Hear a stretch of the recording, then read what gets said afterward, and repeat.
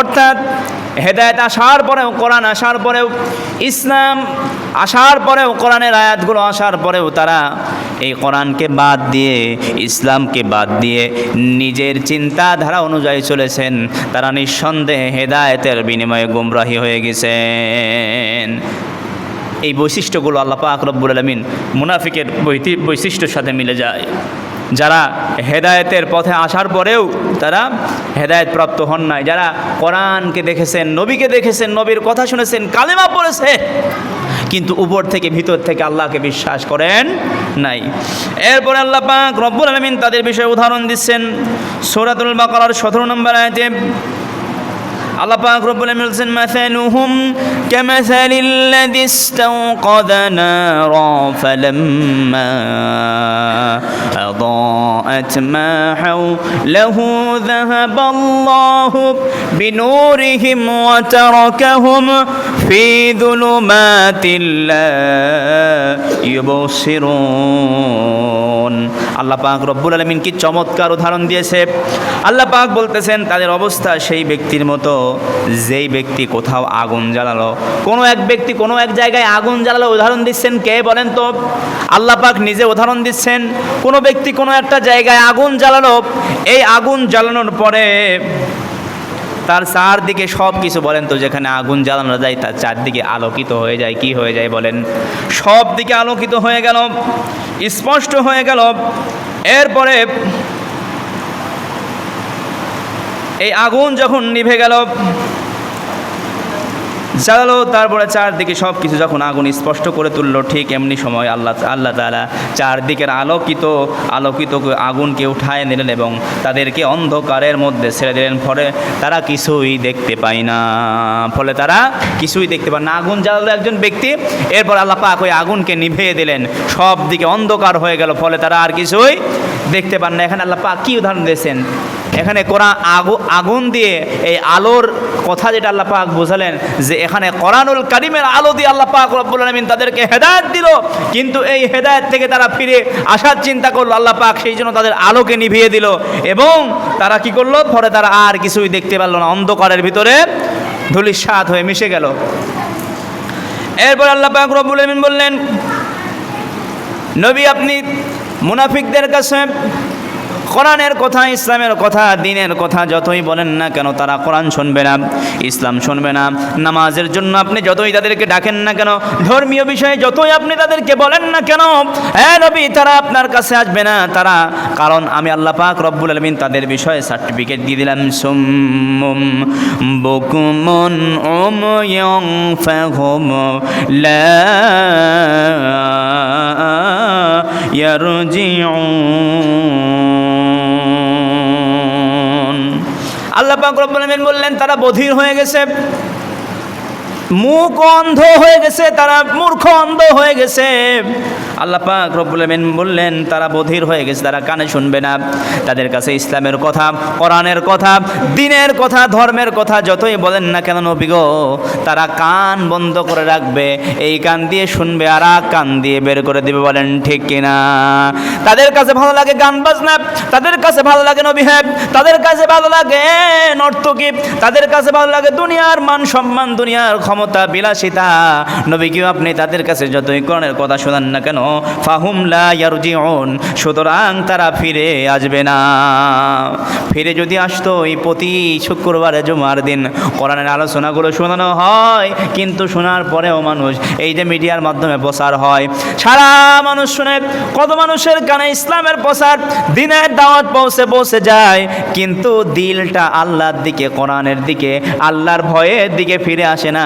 এর মানেই হলো আমাদের কোরআন শোনার জন্য যেই দিলটা লাগবে, কোরআন শোনার জন্য যেই কানটা লাগবে, ওই কানটা বধির হয়ে গেছে। ওই কোরআনের কানটা বধির হয়ে যাওয়ার কারণে আমরা শুনতে পারি না, আমরা শুনলেও মানতে পারি না, মানার চেষ্টা করলেও বাধা প্রাপ্ত হয়ে যায় শয়তানের দ্বারা। বলেন ঠিক কিনা? এরপরে আল্লাহ পাক রব্বুল আলামিন আবার বলছেন, আউ কাসাইয়িবিম মিনাস সামাই ফীহি যুলুমাতুন ওয়া রা'দুন وبرق يجعلون أصابعهم في آذانهم من الصواعق حذر الموت والله محيط بالكافرين আবার আল্লাহ পাক রব্বুল আমিন উদাহরণ দিচ্ছেন তাদের উদাহরণ হলো এরকম সেসব লোকেরা যারা দুর্যোগপূর্ণ রাতে প্রচণ্ড আকাশে মেঘ করে মেঘ যখন চমক দেয় মেঘ যখন বিদ্যুৎ চমকায় আলো হয় এই আলোতে তখন তারা পথে চলে আল্লাহ পাক রব্বুল আলামিন বলছেন মেঘ যখন গর্জন দেয় যখন আলো হয় আলোতে তখন তারা পথ চলে আর মেঘ যখন শব্দ করে তখন তারা কানের ভিতরে আঙ্গুল দেয় কি দেয় বলেন কানের ভিতরে আঙ্গুল দেয় মৃত্যুর ভয়ে তারা কানের ভিতরে আঙ্গুল দেয় মৃত্যু থেকে রক্ষা পাওয়ার জন্য অথচ সমস্ত কাফেরই আল্লাহর কর্তৃক পরিবেষ্টিত তারা যেই চিন্তা করে আল্লাহ পাক রব্বুল আমিন বলতেছেন এই আলো দেয় ওই আলোতে চলে আবার থেমে যায় আকাশ যখন বিদ্যুৎ চমকায় কানে আঙ্গুল দেয় এরপরে আল্লাহ পাক রব্বুল আমিন সূরা বাকারার 20 নম্বর আয়াতে বললেন ইয়াকাদুল বারকু ইয়াখতাফু আবসারহুম কুল্লামা আদাআ লাহুম মাশাউ ফীহি ওয়া ইযা আযলামা আলাইহিম কামু ওয়ালাউ শাআ আল্লাহু লাযাহাবা بسمعهم وأبصارهم إن الله على كل شيء قدير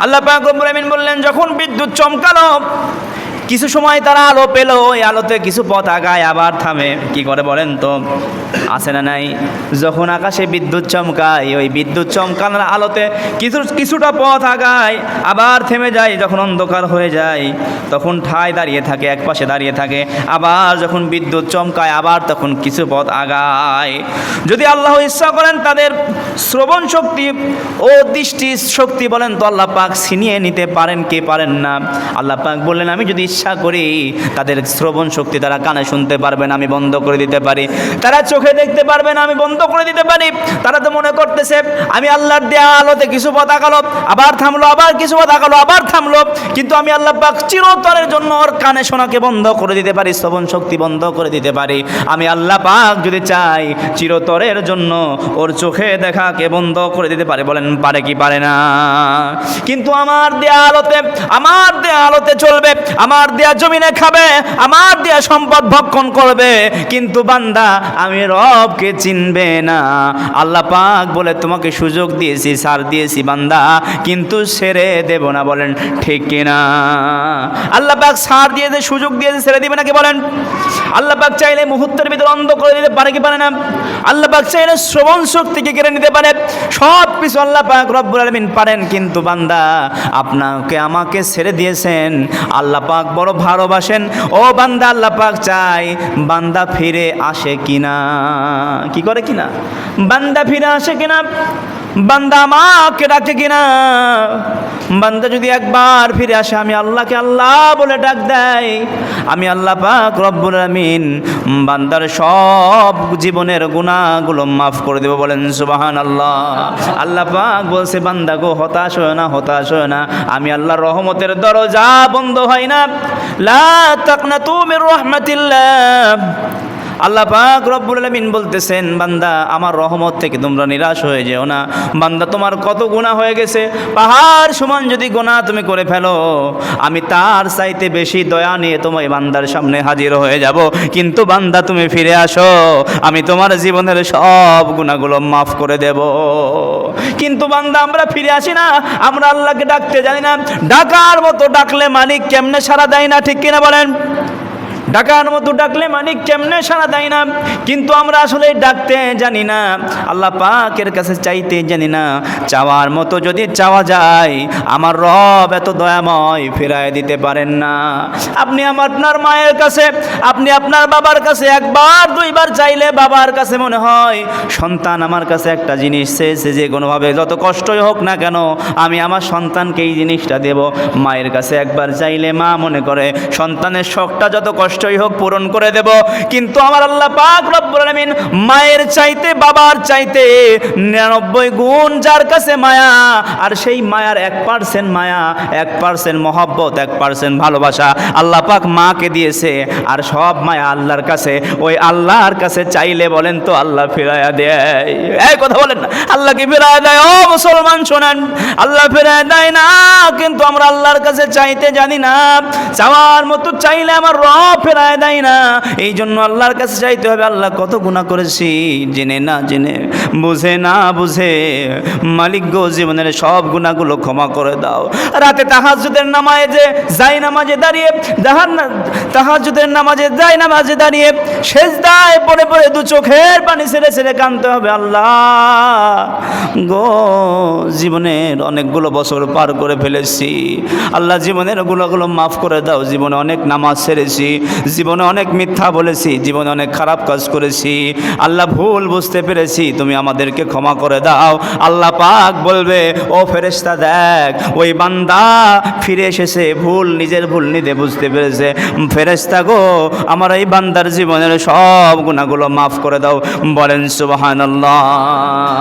কিন্তু আল্লাহর কাছে আমরা চাইতে জানি না। আল্লাহ পাক বললেন, বান্দা তুমি যে মনে করো তোমার অহংকার নেই, তুমি যে মনে করো আমি আল্লাহর দেয়া সম্পদ, আল্লাহর দেয়া সব কিছু তুমি ভক্ষণ করতেছো, কিন্তু আল্লাহকে রব বলে মানতেছো না। আমি চাইলে মুহূর্তের ভিতরে তোমাকে ধ্বংস করে দিতে পারি, কিন্তু তোমাকে বান্দা সুযোগ দিচ্ছে, এই সুযোগ নিয়ে তুমি আমার সাথে বেঈমানি করো না। আল্লাহ পাক বলেন, আমি চাইলে শ্রবণ শক্তি, দৃষ্টি শক্তি কেড়ে নিতে পারি, ঠিক কিনা বলেন? এরপরে আল্লাহ পাক রব্বুল আলামিন সূরাতুল বাকারার 132, আল্লাহ পাক রব্বুল আলামিন এরপরে সূরা আল ইমরান 167 নম্বর আয়াতের ভিতরে বলতেছেন, ওয়ালিয়ালামাল্লাযীনা নাফাকু ওয়াকিলা লাহুম তাআলাউ কাতিলু ফি সাবিলিল্লাহি আও ইদফাউ ক্বালু লাউ না'লামু কিতালাল লাত্তাবা'নাকুম হুম লিল কুফরি ইয়াওমাইযিন আকরাবু মিনহুম লিল ঈমান ইয়াকুলুনা বিআফওয়াহিহিম মা লাইসা ফি কুলুবিহিম ওয়াল্লাহু আ'লামু বিমা ইয়াকতুমুন।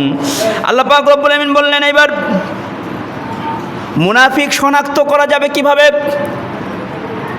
কঠিন একটা কথা।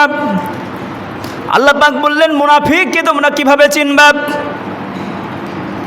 মুনাফিক যারা হবে তাদেরকে যখন দ্বীনের কাজে, ইসলামের কাজে, আল্লাহর পথে যুদ্ধের জন্য যখন তুমি তাদেরকে ডাকবা, আল্লাহর নবী বললেন, আল্লাহ পাক রব্বুল আলামিন বললেন, যুদ্ধের সময় যখন তুমি তাদেরকে ডাকবা, তারা যুদ্ধের ময়দান ছেড়ে চলে যাবে। যুদ্ধে যেতে রাজি হবে না, কারণ জানে যুদ্ধে গেলে জীবন চলে যাবে। কিন্তু প্রকৃত ইমানদার যারা, তাদেরকে ইসলামের সব কাজে ডাকলে পাওয়া যাবে কি যাবে না বলেন? আপনি যদি মুসলমান বলে পরিচয় দেন, ইমানদার বলে পরিচয় দেন, মুমিন বলে পরিচয় দেন, তাহলে পারে মুমিনের যে সমস্ত গুণাবলী, মুমিনের যে সমস্ত কাজের সাথে থাকা দরকার, ওই কাজের সাথে আপনাকে পাওয়া যাবে কি যাবে না বলেন? নিঃসন্দেহে যাবে। এই জন্য আল্লাহ পাক রব্বুল আমিন বললেন, যখন মুনাফিকদেরকে বলা হলো তোমরা এসো আল্লাহর রাহে লড়াই করো কিংবা শত্রুদেরকে প্রতিহত করো, তখন তারা বলল, আমরা যদি জানতাম যে লড়াই হবে তাহলে অবশ্যই তোমাদের সাথে থাকতাম না। মানে ওরা যদি জানতো যে লড়াই হবে আল্লাহর পথে থাকার জন্য, কাফেরদের সাথে, বেঈমানদের সাথে লড়াই হবে, তাহলে থাকতাম না। যদিও থাকতাম, যদি এমন লড়াই হতো যে মুসলমানদের সংখ্যা বেশি, কাফেরদের সংখ্যা কম, তাহলে লড়াই করতাম। এমন লড়াইয়ের জন্য ডাকতেছো যেখানে মুসলমানদের চাইতে কাফেরের সংখ্যা 3 গুণেরও বেশি, ওখানে যাওয়া আর নিজেকে নিজে যে আত্মহত্যা করা সমান। কাফেররা বলেন এইটা কাফেররা মুনাফিকেরা এটা বলতে থাকলো। বলেন তো তাহলে ওদের ঈমান আছে নাকি? ওরা বলতেছে যে এত মানুষের সামনে কি লড়াই করা যায়? যদি হতো দুইজন সমান সমান পক্ষ হতো তাহলে লড়াই করতাম। অসম্ভব অসম্ভব অসম্ভব। সসম যদি হতো তাহলে আমরা লড়াই করতাম, অসমর সাথে আমরা লড়াই করতে পারবো না, কারণ তো মানুষ 3 গুণেরও বেশি। কিন্তু বলেন তো তারপরেও বিশ্বনবী মুহাম্মদ রাসূলুল্লাহ সাল্লাল্লাহু আলাইহি সাল্লাম, আপনারা জানেন বদরের যুদ্ধের ঘটনা জানেন কিনা? যেখানে মাত্র কয়েকশো 313 জন কি 313 জন কি 360 জন এরকম সাহাবীদেরকে নিয়ে, লোকদেরকে নিয়ে যুদ্ধের জন্য গেছে। যাওয়ার পরে হাজার হাজার 3000 সৈনিক তাদের সাথে যুদ্ধ করেছে। বলেন তো তারা যদি চিন্তা করতো আমরা কোথায় 300 জন মানুষ আর কোথায় 3000 মানুষ, এদের সাথে যুদ্ধ করে আমাদের জীবনটা বিনষ্ট হয়ে যাবে, আমরা মারা যাব, এদের সাথে যুদ্ধ করতে যাব না। ইমানি পাওয়ার তাদেরকে দাঁড় করায় দিয়েছে। বলেন